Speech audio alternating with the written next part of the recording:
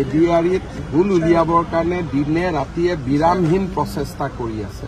মই তেওঁলোকক ধন্যবাদ আৰু অভিনন্দন জনাইছো। আপোনালোকে যিমান খুঁত উলিয়াব খোজে খুঁত উলিয়াই থাকক। ইয়াৰ পৰা ক্ষতিটো হিমন্ত বিশ্ব শৰ্মাৰ নহয়, ক্ষতি হ'ব যুৱক যুৱতীসকলৰ। স্বপ্ন যদি ক'ৰবাত দুখ পায় যুৱক যুৱতীসকলে।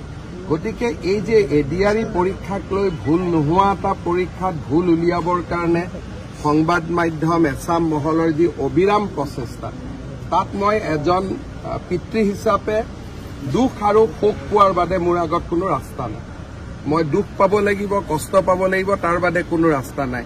হিমন্ত বিশ্ব শৰ্মাক বেয়া পাওক, কিন্তু 11 লাখ যুৱক যুৱতীক আপোনালোকে বেয়া নাপাব।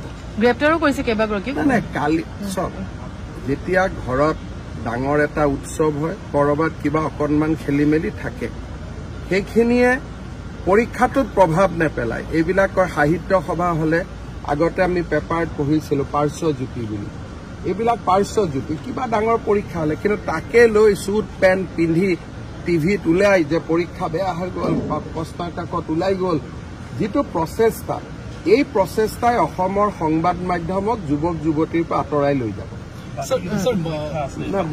পৰীক্ষাটো সকলো ভালেই হ'ব, পৰীক্ষা নিশ্চিতভাৱে ভাল পাব। দুখীয়া ল'ৰা ছোৱালীয়ে চাকৰি পাব। যেতিয়া চাকৰি ৰিজাল্ট ওলাব, প্ৰতিজনৰ দেউতাক মাকৰ খবৰ ল'ব। সাহস থাকিলে ষ্টুডিঅ'টো দেউতাক মাকক মাতিব। দুখীয়া দৰিদ্ৰ পৰিয়ালে চাকৰি পাব। কিন্তু পৰীক্ষাটোত ভুল উলিয়াবৰ কাৰণে একাংশ সংবাদ মাধ্যম যেনেকে নামি পৰিছে, তেনেকুৱা হলেতো কোনেও পৰীক্ষাই নাপাতিব ভৱিষ্যতে ভয়তে। মই ভয় নকৰো বুলিহে পৰীক্ষাটো পাতি আছো। মোৰ পিছততো পৰীক্ষা পাতিবই মানুহে ভয় কৰিব।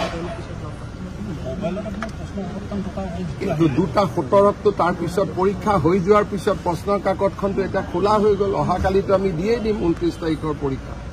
পৰীক্ষা হোৱাৰ পিছত প্ৰশ্নৰ কাকতখনৰ মূল্য কি থাকিব? হৈ যোৱা পৰীক্ষা তাৰ পিছত প্ৰশ্নৰ কাকতখন তাৰ মূল্য কি? সেইকাৰণে মই এইবাৰ সেৱাক কৈছো প্ৰশ্নৰ কাকতখন ঘৰতে লৈ যাব দিব, নহলে সংবাদ মাধ্যমে এইখনক লৈ ৰাজনীতি কৰি থাকিব।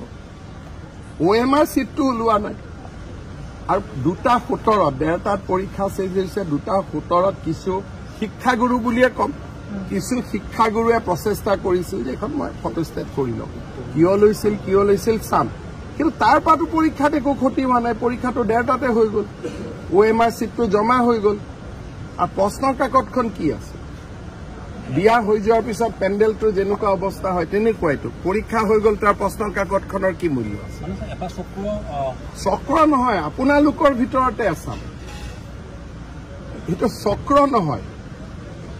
কালিৰ পৰা জোতা পেণ্ট পিন্ধি ষ্টুডিঅ'বিলাকত 2-3টা টিভিটো এইটোৱে জঁপিয়াব আৰম্ভ কৰিলে। মোৰ চিন্তা এইটো যে সংবাদ মাধ্যম ৰাইজৰ পৰা কিয় আঁতৰি গৈছে ইমান?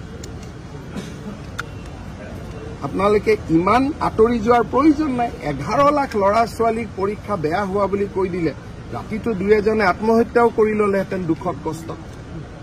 যে ইমান পৰীক্ষা দিলো, চৰকাৰক এটা সোধা নাই যে কি ঘটনা হৈছে। আগতে নিউজ বজাই দিলে, এটাতো সোধক চৰকাৰক যে 11 লাখ ল'ৰা ছোৱালীৰ জীৱন জড়িত হৈ আছে।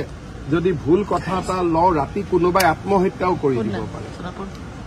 অসমৰ 2-এটা সংবাদ মাধ্যম, মই নাম নকওঁ, বিশ্বকৰ্মা পূজাৰ দিনা যি ধৰণে মানুহৰ পৰা আঁতৰি গৈ আছে।